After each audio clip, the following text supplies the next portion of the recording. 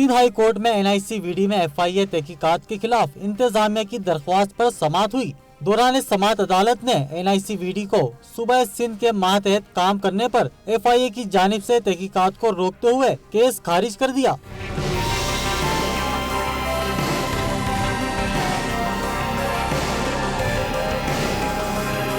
तहकीकात के मुताबिक प्रोसिक्यूटर जनरल सिंध ने अदालत में रिपोर्ट जमा करवाते हुए मौक़िफ़ इख्तियार किया था कि NICVD मुकम्मल तौर पर सूबा सिंध के मातहत काम करता है, जिस पर अदालत ने प्रोसिक्यूटर जनरल सिंध की रिपोर्ट कबूल करते हुए FIA तहकीकात को रोक दिया और केस निपटा दिया। अदालती रिमार्क्स रहे कि NICVD सूबा सिंध के मातहत काम करता है और इसके मामले की नैब पहले ही तहकीकात कर रही है। ऐसे में मजीद एक और फेडरल इदारा FIA तहकीकात नहीं कर सकता। NICVD के साबिक गोश्त मुलाजिम तारिक शेख ने इदारे के खिलाफ झूठ और मनगढ़ंत इल्जामात पर मुश्तमिल जाली दरख्वास्त FIA में जमा करवाई थी, जिसको मोअज़्ज़िज़ अदालत ने खारिज कर दिया।